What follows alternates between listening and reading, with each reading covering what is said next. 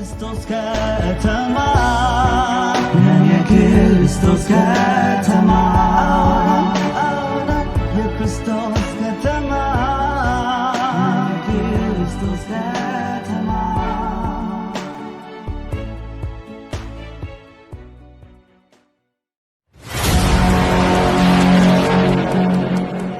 እግዚአብሔር ዓለምን የሚያይበት እይታ የእግዚአብሔር ልጆች ብሎ ይመለከታቸዋል። በሌላ በኩል ደግሞ የክፉ ልጆች ብሎ ይመለከታቸዋል።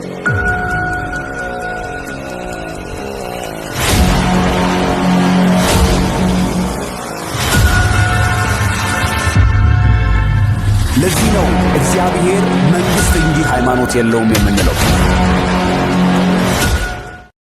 ሻሎም ቅዱሳን፣ ወንድማችሁ ቅዱስ ተካልኝ ነኝ። ይህ በክርስቶስ ከተማ ቤተክርስቲያን እየተዘጋጀ የሚቀርብላችሁ የመንግስቱ መልእክት ፕሮግራማችን ነው።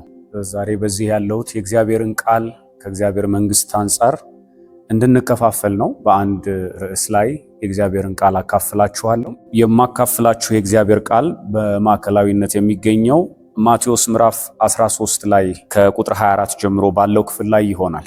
በዚህ የመጽሐፍ ቅዱስ ክፍላችን ላይ ጌታችን ኢየሱስ ስለ ሰማያዊ መንግስት 7 ምሳሌዎችን የሰጠበት ክፍል ነውና ስለ እግዚአብሔር መንግስት ወይም ደግሞ ስለ ሰማያዊ መንግስት 7 ምሳሌዎችን ጌታ ሲሰጥ የእግዚአብሔር መንግስት በልዩ ልዩ አቅጣጫ እንድንረዳ በሚረዳን መልክ ነው። የእንክርዳዱ ምሳሌ ይላል በአዲሱ መደበኛ ትርጉም ስታነቡት። ኢየሱስም ሌላ ምሳሌ እንዲህ ሲል ነገራቸው። መንግስተ ሰማይ በእርሻ ቦታ ጥሩ ዘር የዘራን ሰው ትመስላለች። ነገር ግን ሰው ሁሉ ተኝቶ ሳለ ጠላቱ መጥቶ በስንዴው መካከል እንክርዳድ ዘርቶ ሄደ። ስንዴው በቅሎ ማፍራት ሲጀምር እንክርዳዱም አብሮ ብቅ አለ። የእርሻው ባለቤት አገልጋዮችም ወደ እርሱ ቀርበው ጌታ ሆይ በእርሻህ ቦታ ጥሩ ዘር ዘርተህ አልነበረምን? እንክርዳዱ ከየት መጣ አሉት። እሱም የጠላት ሥራ ነው አላቸው። አገልጋዮቹም እንክርዳዱን ሄደን እንድንነቅለው ትፈልጋለህ ብለው ጠየቁት። እርሱ ግን አይሆንም፣ ምክንያቱም እንክርዳዱን እንነቅላለን ስትሉ ስንዴውንም አብራችሁ ልትነቅሉ ትችላላችሁ። ተዋቸው፣ እስከ መከር ጊዜ አብረው ይደጉ።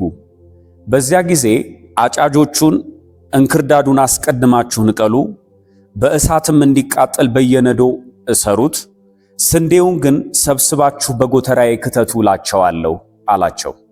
ጌታ ኢየሱስ የተናገረው የእንክርዳዱ ምሳሌ ይህ ነው። በኋላ ወረድ ብለን ስንመለከት የእንክርዳዱን ምሳሌ ትርጉም ደቀ መዛሙርቶቹ ሲጠይቁት ደግሞ እንመለከታለን። ይሄም የሚገኘው እዚሁ ቁጥር 36 ላይ ነው። ከዚያም ሕዝቡን ትቶ ወደ ቤት ገባ። ደቀ መዛሙርቱም ወደ እርሱ ቀርበው በእርሻ ውስጥ ስላለው እንክርዳድ የተናገርከውን ምሳሌ ትርጉም ንገረን አሉት። እርሱም እንዲህ ሲል መለሰ።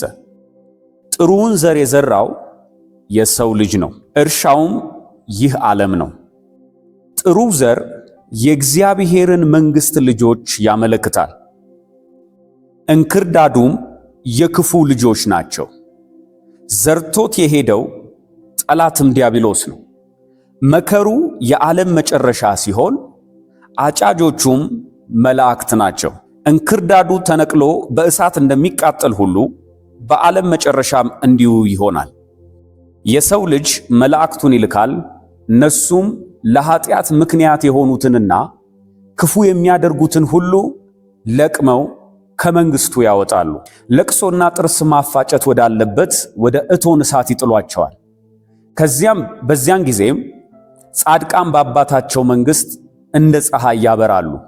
ሰሚ ጆሮ ያለው ይስማ አለ። ጌታ ኢየሱስ እዚህ ክፍል ላይ የተናገረው ምሳሌ በጣም አስደናቂ ነው። በዋናነት አሁን ላነሳላችሁም የምፈልገው እግዚአብሔር ዓለምን ሲመለከት የሚያይበት እይታ ምን አይነት ነው? ይቺ ዓለም በልዩ ልዩ ሰዎች እኛንም ጨምሮ የተለያዩ እይታዎች ልንመለከታት እንችላለን። ለምሳሌ ከሃይማኖት አንጻር አንስተን ልንመለከት እንችላለን። ከመንግስታት ከሀገራት መከፋፈል አንጻር ልንመለከታት እንችላለን። ወይም ደግሞ ከኔሽኖች አንጻር ልንመለከታት እንችላለን። ይህችን ዓለም በተለያየ መነጽር፣ በተለያየ ፍልስፍና፣ በተለያየ ዕውቀት ሰዎች ዓለምን ሊመለከቷት ይችላሉ። እዚህ ክፍል ላይ ግን ጌታ ኢየሱስ ከሰማያዊ መንግስት አንጻር ይቺን ዓለም ሲመለከት ሰዎች ዓለምን እንደሚያዩት አይደለም የሚመለከተው። ክፍሉም የሚያስረዳን በጣም ግልጥ በሆነ መንገድ በተለይ የምሳሌውን ትርጉም ስንመለከት እርሻው ዓለም ነው አለ ጌታ። አሁን እዚህ ጋር ሲናገር ምን አለ? በእርሻው ውስጥ ስላለው እንክርዳድ የተናገረውን ምሳሌ ትርጉም ንገረን አሉት። ቁጥር 37 ላይ እርሱም እንዲህ ሲል መለሰ፣ ጥሩውን ዘር የዘራው የሰው ልጅ ነው። የሰው ልጅ ማለት ጌታ ኢየሱስን የሚወክል ቃል ነው። እርሻውም ይህ ዓለም ነው አለ። ጌታ ኢየሱስ እዚህ ክፍል ላይ እየተናገረ ያለው ዓለምን እያያት ያለው ልክ እንደ እርሻ ነው። እንደዚህ እርሻ ነው። በሱ ውስጥ ደግሞ ሁለት ዘሮች እንዳሉ በግልጽ ተናገረ። ጥሩ ዘር የእግዚአብሔርን መንግስት ልጆች ያመለክታል አለ። ስለዚህ እግዚአብሔር ምድርን ወይም ዓለምን ሲመለከታት እንደ እርሻ መሬትና በውስጧ ሁለት ዘሮች ብቻ እንዳሉ ነው የሚመለከተው። አንደኛው የስንዴ ዘር ሲሆን ዋናው ማለት ነው። ከዛ ደግሞ ጠላት ዲያብሎስ የዘራቸውን የክፉ ልጆች ወይም ደግሞ የጨለማ መንግስት ልጆች እንክርዳድ ደግሞ ብሎ ይገልጻቸዋል። ስለዚህ እግዚአብሔር ዓለምን የሚያይበት እይታ በሁለት ከፍለን ልናየው እንችላለን ማለት ነው። አንዱ የእግዚአብሔር ልጆች ብሎ ይመለከታቸዋል። በሌላ በኩል ደግሞ የዲያብሎስ ልጆች ወይም ደግሞ የክፉ ልጆች ብሎ ይመለከታቸዋል። ይሄ እግዚአብሔር ምድርን ወይም ዓለምን ሲያይ የሚመለከትበት መነጽር ነው። እግዚአብሔር ዓለምን እኛ እንደምናስበው በብሔራችን፣ በሀገራችን አሊያም ደግሞ በሃይማኖታችን ጎራ ከፍሎ አይመለከተንም። ይሄም ክፍል በግልጥ እንደሚያሳየን ሰማያዊ መንግስት ዓለምን የሚተረጉምበትን ትክክለኛ መነጽር ይሰጠናል። ይሄንኑ ተመሳሳይ ሐሳብ የሚመስል ልክ ይሄንን በምድር ላይ ደግሞ እንደገለጠልን ጌታ ኢየሱስ በባህር ደግሞ እይታ ዓለምን ሲተረጉም ማቴዎስ ወንጌል ምዕራፍ 13 ቁጥር 47 ላይ የመረቡ ደግሞ ምሳሌ ብሎ ያስቀምጣል። ደግሞ መንግሥተ ሰማይ ወደ ባህር ተጥሎ የዓሣ አይነቶችን የያዘ መረብ ትመስላለች። ዓሣ አጥማጆቹ መረቡ ሲሞላላቸው ጎትተው ወደ ባህሩ ዳር አወጡት። ከዚያም ተቀምጠው ጥሩ ጥሩውን እየለዩ በቅርጫት ውስጥ ጨመሩ፣ መጥፎ መጥፎውን ግን ጣሉት። በዓለም መጨረሻም ልክ እንደዚሁ ይሆናል። መላእክት መጥተው ኃጢአተኞችን ከጻድቃን በመለየት ለቅሶና ጥርስ ማፋጨት ወዳለበት እቶን እሳት ይጥሏቸዋል። ኢየሱስ ይህ ሁሉ ገብቷችኋል አላቸው። እነሱም አዎን አሉት። ኢየሱስ ጌታ ነው። ይሄ ክፍልም የሚነግረን የመጀመሪያው በምድር ምሳሌ ሰጠንና ሁለተኛው ምሳሌ ደግሞ ጌታ ኢየሱስ እዚህ ላይ የነገረን ያለው ከባህር አንጻር ነው። በባህር ውስጥ ዓሣ አጥማጅ መረብ እንደሚጥል መረባችንን ስንጥል የምንሰበስባቸው ዓሣዎች አሉ። ስለዚህ ጌታ ኢየሱስ ሲናገር ምን አለ? በዘመን ፍጻሜ መላእክት ልክ መረብ እንደሚጥሉ ልክ እንደዛ የዓለም ፍጻሜ በሚሆንበት ጊዜ መረቡ እስኪሞላ አለ። መረቡ እስኪሞላ በዓሣ እስኪሞላ ይጠብቁትና ልክ ሲሞላ ወደ ውጪ ጎትተው ያወጡታል። ካወጡት በኋላ በጣም የሚገርመው ጥሩ ጥሩውን እየለዩ በቅርጫት ያስቀምጡታል አለ። ቀጠለና መጥፎ መጥፎውን ግን ይጥሉታል አለ። ልክ ቅድም ከዘሪው ምሳሌ ጋር ከነገረን ከዘሪው ምሳሌ ወይም ከእንክርዳድ ምሳሌ ጋር የሚነጻጸር ባህሪ አለው። ልዩነቱ አንዱ በምድር አንዱ በባህር መገለጹ ሊሆን ይችላል። ይህም ክፍል የሚያስረዳን እግዚአብሔር ዓለምን ሲያይ የሚያይበት እይታ እንደ ጥሩ ጥሩ ዓሣና እንደ መጥፎ መጥፎ ዓሣ ነው። በሌላ አገላለጽ የእግዚአብሔር እይታ ነገሮችን ወይም ዓለምን ሲያይ የሰው ልጆችን ሲያይ በሁለት ከፍሎ ነው የሚመለከታቸው ማለት ነው። እና ደቀ መዛሙርቱንም ሲጠይቃቸው ገብቷችኋል ወይ አላቸው። አዎ ገብቶናል አሉት። ኢየሱስ ጌታ ነው። ስለዚህ ላስረዳችሁ የፈለግኩት እውነት እግዚአብሔር ዓለምን በሚያይበት በዛ እይታ እኛም ዓለምን ልንመለከት ይገባል። እግዚአብሔር ዓለምን ሲመለከት በሁለት ጎራ ብቻ ከፍሎ ይመለከታታል። ለዚህ ነው እግዚአብሔር መንግስት እንጂ ሃይማኖት የለውም የምንለው። እግዚአብሔር ዓለምን ሲመለከት በመንፈስ ዓለም እይታ የእግዚአብሔር መንግስትና የዲያብሎስ መንግስት እንዳለ እንመለከታለን። ይህች ዓለም የነዚህ ሁለት መንግስታት ነጸብራቅ ወይም ደግሞ መታያ ሰሌዳ ናት። ስለዚህ እዚህ ምድር ላይ የሚከናወነው ነገር ሁሉ የነዚህ ሁለት መንግስታት መገለጦች ናቸው ማለት ነው። ኢየሱስ ክርስቶስ ጌታ ነው። ይሄንን መመልከት ከቻለን ህይወትን ስንመለከት ራሳችንንም ይሁን ዓለምን ስንመለከት እንደ ዓለም እይታ አናይም፣ እንደ እግዚአብሔር እይታ መመልከት እንጀምራለን። የእግዚአብሔር እይታ ደግሞ የመንግስት እይታ ነው። እግዚአብሔር ዓለምን የሚያየው በመንግስቱ መነጽር ስለሆነ ማለት ነው። ይሄንን የበለጠ እንድንረዳ አንደኛ ዮሐንስ መልእክት ምዕራፍ 3 ከቁጥር 4 ጀምሮ እንደዚህ ይላል። ኃጢአት የሚያደርግ ሁሉ አመፅን ያደርጋል፣ ኃጢአትም አመፅ ነው። እሱ ኃጢአትን ሊያስወግድ እንደተገለጠ ታውቃላችሁ፣ በእርሱም ኃጢአት የለም። በእርሱ የሚኖር ኃጢአትን አያደርግም። ኃጢአት የሚያደርግ ግን እርሱን አላየውም ወይም አላወቀውም። ልጆች ሆይ ማንም እንዳያስታችሁ ተጠንቀቁ። እርሱ ጻድቅ እንደሆነ ጽድቅን የሚያደርግ ጻድቅ ነው። ኃጢአትን የሚያደርግ ከዲያብሎስ ነው። ምክንያቱም ዲያብሎስ ከመጀመሪያ አንስቶ ኃጢአትን የሚያደርግ ነው። ኃጢአት የጀመረው ከሰው ልጅ አይደለም። በነገራችን ላይ ይሄ ክፍል በግልጥ እንደሚያስረዳው ኃጢአት የጀመረው ከዲያብሎስ ነው። ኃጢአት ደግሞ አመፅ ነው አለ። አመፅ የሚለው ቃል የመንግስት ቃል ነው። አንድ አካል ለመንግስት ሕግና ስርዓት የማይገዛ ከሆነ አመፀኛ ነው እንላለን። ስለዚህ የእግዚአብሔር ትክክለኛ የኃጢአት አንደኛው ትርጓሜ አመፅ ነው። ለዚህ ነው ኃጢአት አመፅ ነው የሚለው። ስለዚህ እዚህ ክፍል ላይ ምን አለ? ከመጀመሪያ ኃጢአትን የሚያደርግ ዲያብሎስ ነው አለ። ቀጥልና እንደዚህ ይላል፣ የእግዚአብሔር ልጅ የተገለጠውም የዲያብሎስን ሥራ ያፈርስ ዘንድ ነው። ከእግዚአብሔር የተወለደ ሁሉ ኃጢአትን አያደርግም። ሃሌሉያ! የእርሱ ዘር በውስጡ ይኖራልና ከእግዚአብሔር ስለተወለደም ኃጢአትን ሊያደርግ አይችልም። የእግዚአብሔር ልጆችና የዲያብሎስ ልጆች ተለይተው የሚታወቁት በዚህ ነው። ጽድቅን የማያደርግ ወንድሙንም የማይወድ ሁሉ ከእግዚአብሔር አይደለም። እዚህም ክፍል ላይ እንደምንመለከተው የሰው ልጆችን በሁለት ጎራ ለይቶ ሐዋርያው ዮሐንስ ያስቀምጥናል። አንድ የእግዚአብሔር ልጆች ብሎ እየነገረን ነው። ሁለተኛ ደግሞ የዲያብሎስ ልጆች ብሎ እየነገረን ነው። ኢየሱስ ጌታ ነው። ይህ እይታ ሕይወታችንን የሚያቀል እግዚአብሔርን እንድንረዳ የሚያደርግና እግዚአብሔር ዓለምን በሚያይበት የመንግስት መነጽር እኛም ደግሞ እንድንመለከት የሚረዳ እውነት በውስጡ ይዟል። ኢየሱስ ጌታ ነው። ምናልባት ይህንን የምትመለከቱኝ እግዚአብሔር ነገሮችን በሁለት ከፍሎ የሚመለከት ከሆነ ሁለት ጎራ ብቻ በዚህ ዓለም ላይ ካለ ለምንድነው ይሄ ሁሉ ሰዋዊ አስተሳሰብ ወይም ደግሞ ይሄ ሁሉ መከፋፈልና ልዩነት የመጣው ብለን ልንጠይቅ እንችላለን። ኦፍ ኮርስ እሱን ነው የሰው እይታ እያለን እየጠራን ያለ ነው። ለምሳሌ ወደ ብሉይ ኪዳን እንኳን ስትመለሱ እግዚአብሔር ዓለምን ሲመለከት ጠቅለል ባለ መንገድ ካያችሁት የእስራኤልን መንግስት እንደ አንድ መንግስትና አህዛብን ደግሞ በአንድ ጎራ ከፍሎ ሁለት ኔሽኖች እንዳሉ ይናገራል።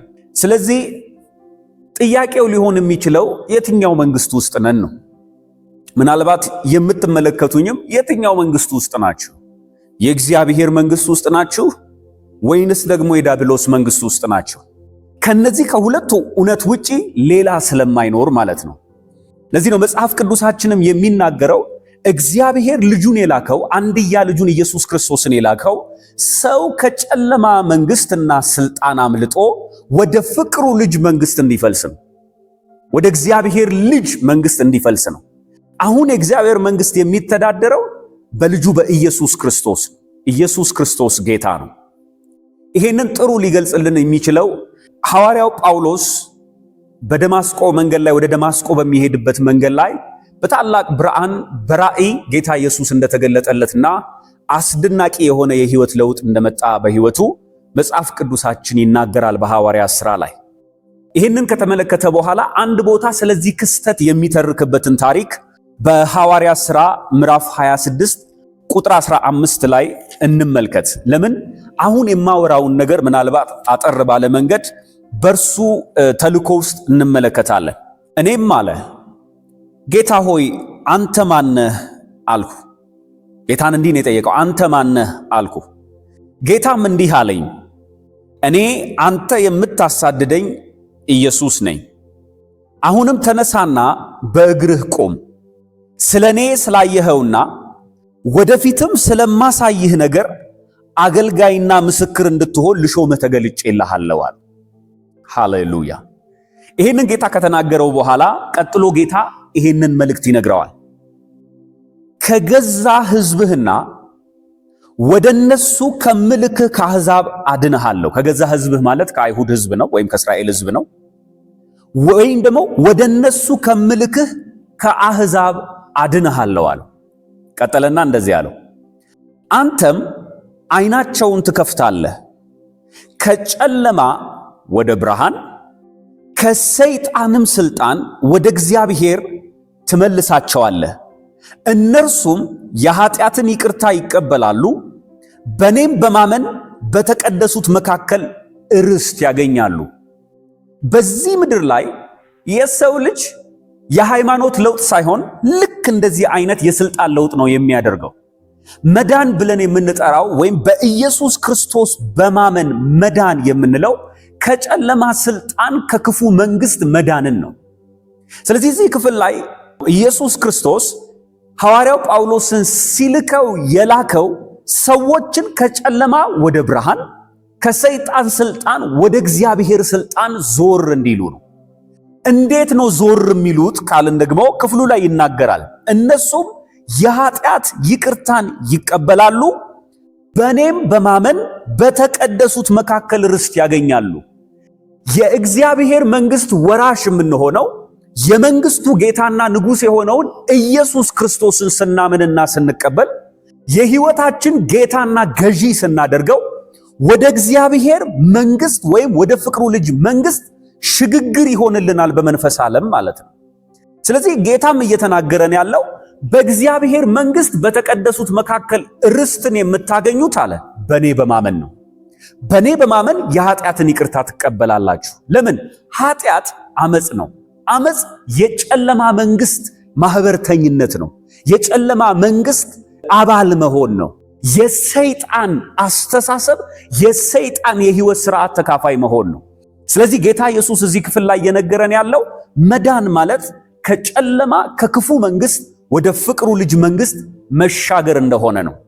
ስለዚህ የእግዚአብሔርን ልጅ በማመን ወደ ፍቅሩ ልጅ መንግስት እንድንሻገር እግዚአብሔር ይፈልጋል ማለት ነው።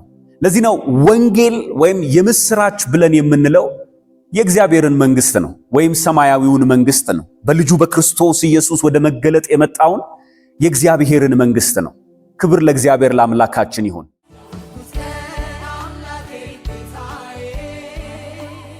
ምናልባት ይህንን መልእክት ስትሰሙ ከዚህ ቀደም እንዲህ አይነት እውነት አልሰማሁም ነበር፣ ዛሬ ግን ወደ እግዚአብሔር መንግስት መግባት ፈልጋለሁ፣ ስለዚህ መጸለይ ፈልጋለሁ የምትሉ ካላችሁ አብራችሁኝ ይህንን ጸሎት እንድትጸልዩ አበረታታችኋለሁ።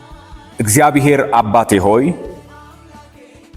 ስለምትወደኝ አመሰግናለሁ።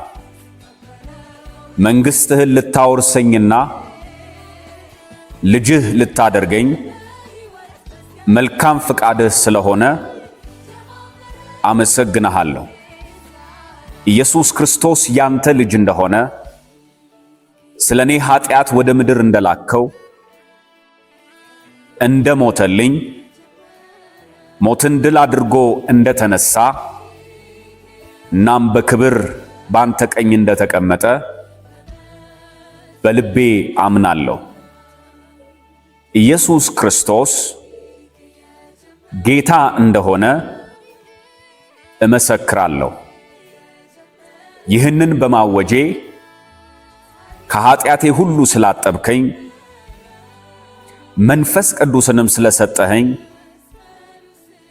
አመሰግንሃለሁ። አሁን ዳግም ተወልጃለሁ። የዘላለም ሕይወት ተቀብያለሁ። የእግዚአብሔር ልጅ ሆኛለሁ። አዲስ ፍጥረት ሆኛለሁ። ወደ እግዚአብሔር መንግስት ገብቻለሁ። በኢየሱስ ስም አሜን። ይህንን ጸሎት ከልቦ ከጸለዩ እንኳን ደስ አሎት።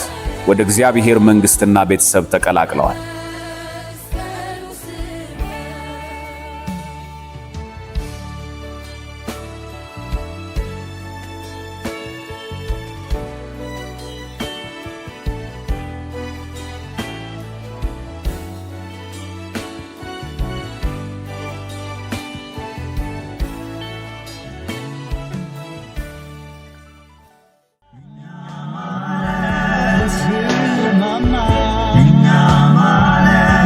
ክርስቶስ